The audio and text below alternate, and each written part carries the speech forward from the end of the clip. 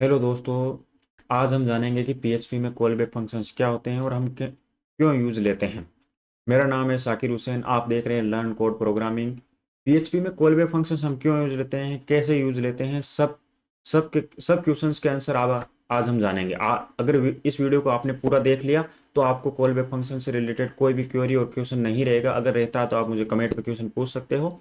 चलिए हम इसका प्रैक्टिकल शुरू करते हैं।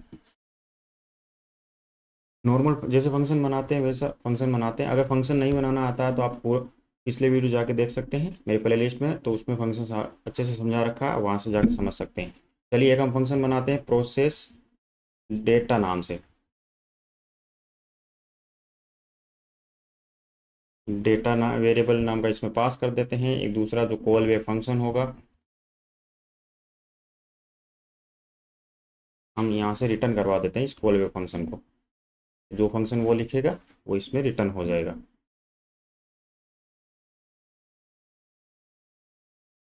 अब इस फंक्शन को कॉल करते हैं, इसमें डेटा पास करते हैं। मैं डेटा पास कर देता हूँ स्ट्रिंग अभी के लिए, हेलो हेलो वर्ल्ड। दूसरा मुझे इसमें फंक्शन पास करना पड़ेगा, तो अपर केस पास कर देता हूँ क्योंकि मैं इस नाम से एक फंक्शन बनाऊंगा। अभी मैं आपको बना के दिखाता हूँ। जैसे मैं फंक्शन बनाता हूँ, नॉर्मल जो ऊपर फंक्शन बनाया वैसा ही फंक्शन बनाएंगे। इस नाम इसका ये देंगे क्योंकि हमने यहाँ से एक पैरामीटर पास किया, तो यहाँ पे हमें एक पैरामीटर मिलेगा, पैरामीटर से वैल्यू मिलेगी। तो वो स्ट्रिंग है क्योंकि हमें पता है हम हेलो वर्ल्ड पास करें, तो ये स्ट्रिंग है। स्ट्रिंग को हम इको करवा देते हैं या तो अपर।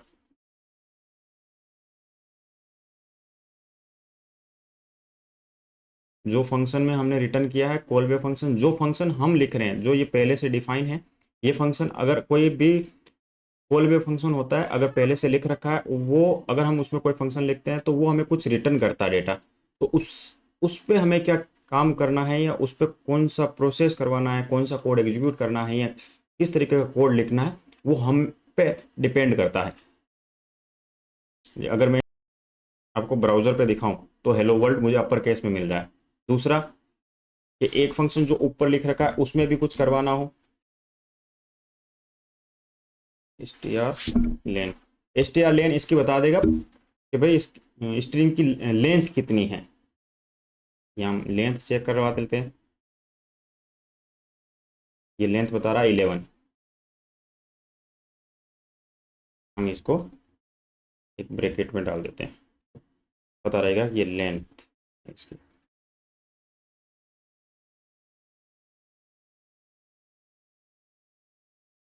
हेलो वर्ल्ड, देखो ये लेंथ बता रहा है, हेलो वर्ल्ड की लेंथ 11 है, जो पहले वाले फंक्शन में कर रखा है।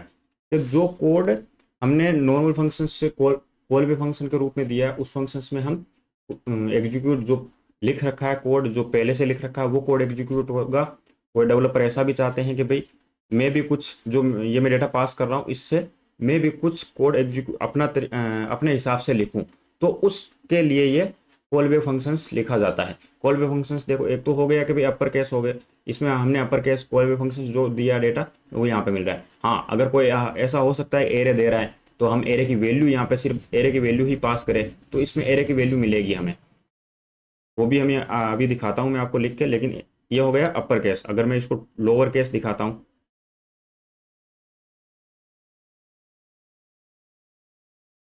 एक और नाम से बना लेते हैं लोअर केस।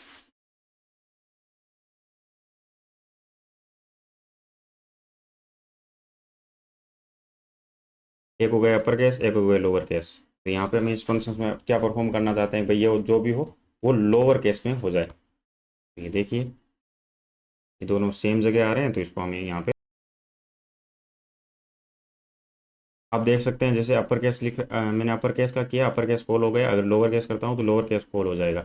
जैसे लोअर केस इसकी स्ट्रिंग का, क्योंकि सेम जो फंक्शंस लिख रखा है पहले से नॉर्मल फंक्शन, उस फंक्शन में कॉल वे फंक्शन कॉल किया है। जो जो फंक्शन हमने कॉल बैक के रूप में दिया है वो फंक्शन में हम अपने हिसाब से कोड लिख सकते हैं, उसको अपने हिसाब से लॉजिक्स लिख सकते हैं। लेकिन जो प्रोसेस डेटा में दिया है उसमें जो पहले से डिफाइन है वो फिक्स रहेगा, उस कोड को हम चेंज नहीं कर सकते। लेकिन कॉल वे फंक्शंस में अपने कोड हम अपने हिसाब से कोड लिख सकते हैं, उसके लॉजिक्स अपने हिसाब से लिख सकते हैं, हमें डेटा किस तरीके का चाहिए वो सारी चीज़ें हम कॉल वे फंक्शंस में डिफाइन कर सकते हैं। तो इसके लिए हमें कॉल वे फंक्शन यूज लेते हैं, जैसे अपर केस हो गया, लोअर केस हो गया। अगर मैं इसको अपर केस, दूसरा अगर मैं इस भी मुझे एक ही टाइम पे दो फंक्शन है लिख रखे हैं कि अपर केस के टाइम अगर ये अपर केस चाहिए तो अपर केस कर देगा, अगर लोअर केस चाहिए तो लोअर केस, यहाँ पे लोअर केस लिखो तो लोअर केस हो जाएगा। प्री डिफाइंड कुछ फंक्शंस होते हैं जो एरे मैप हो गया या एरे वैल्यूज हो गया, ये हमें एरे की वैल्यू रिटर्न करता है कि भाई एरे एरे की इस इंडेक्स पे कौन सी वैल्यू है, वो वन बाय वन हमें एरे की वैल्यू रिटर्न करता है। एरे मैप में हम एरे को मैप कर सकते हैं, जैसे दिखा देता हूँ, इसको समझा देता हूँ। जैसे क्या हो गया कि भाई एक एरे है 1 2 3 4 5 एरे मैप है, उसमें मैंने एक function call back function call किया और नंबर पास कर दिया, तो उससे क्या हुआ, मुझे जो वैल्यू 1 2 3 4 ये मुझे वैल्यू रिटर्न करता है कि इसकी वैल्यू इसकी इंडेक्स पे वन की, जीरो इंडेक्स पे कौन सी वैल्यू है, वन पे कौन सी है, टू पे कौन सी है, थ्री पे कौन सी है। तो ये एरे की वैल्यू रिटर्न हो रही है, वन को वन से, ये इसमें क्या कर रखा है हमने, सेम जो वैल्यू आ रही है उसको उसी से इनटू करवा दिया, उसको उसको मल्टीप्लाई कर दिया, तो वो क्या करेगा, उसको रिटर्न कर देगा एरे, सेम एरे ही बना के उसका रिटर्न कर देगा ये सेम। अगर मैं इसको दिखाता हूँ आपको, ये देखिए ऊपर वाला कोड हमने कमेंट नहीं किया, इस वजह से ये भी आ रहा है, ये देखिए मेरे। अगर ये इस तरीके से समझ में नहीं आ रहा है तो इको करवा देते हैं यहाँ पे, फ्री फॉर्मेट बना देगा कि जीरो इंडेक्स पे वन है, वन को वन से किया तो वन हो गया, टू को टू से मल्टीप्लाई किया तो फोर हो गया, थ्री को थ्री से किया तो नाइन हो गया, फोर को फोर से किया तो 16 हो गया, और फाइव को फाइव से किया तो 25 हो गया। इस आप इन चीज़ों पे ध्यान मत दो क्योंकि ये इंडेक्स है, हम इसको इससे मल्टीप्लाई नहीं कर रहे हैं, हम यहाँ पे वैल्यू दे रखी है। जैसे थ्री इंडेक्स पे 0 1 2 3, थ्री इंडेक्स पे फोर है तो फोर को फोर से मल्टीप्लाई किया तो ये 16 हो गया, तो ये हमें क्या वैल्यू वैल्यू रिटर्न कर रहा है। तो अगर इस तरीके का फंक्शन हमें बनाना है तो हम भी बना सकते हैं। जैसे मैं बना देता हूँ एक फंक्शन, फंक्शन प्रोसेस एरे या मैप एरे।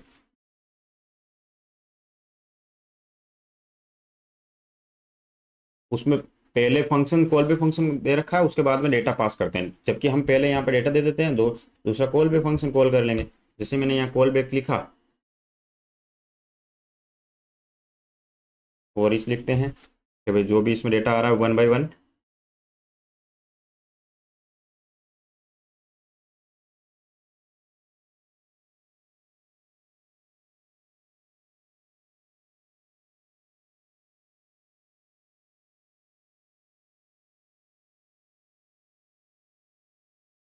ये रहा,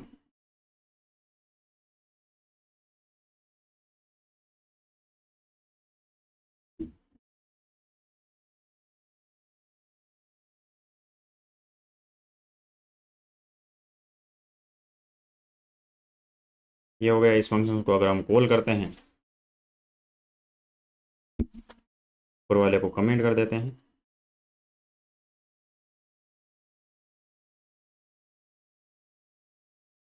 एक फंक्शन बना देते हैं, वही कॉपी कर लेते हैं।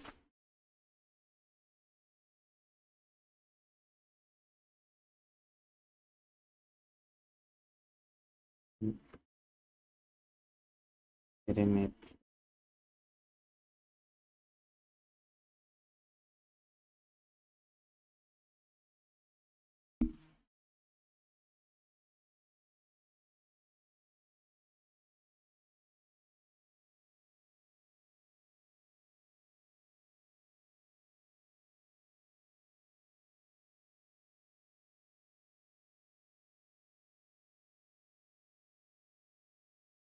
हमें एरे से वैल्यू मिलेगी वन बाय वन, तो ये वैल्यू हम यहाँ प्रिंट करवा देते हैं, प्रिंट करवा के एक बार चेक कर लेते हैं वन बाय वन में ये फंक्शन पास कर देते हैं। दूसरा दूसरा पैरामीटर के रूप में हमें ये फंक्शन पास करना होगा।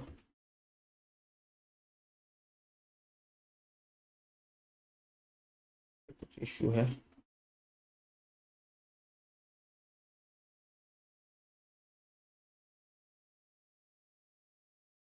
अनडिफाइंड स्क्वायर ब्रैकेट कहाँ लिख रखा है, ये रहा।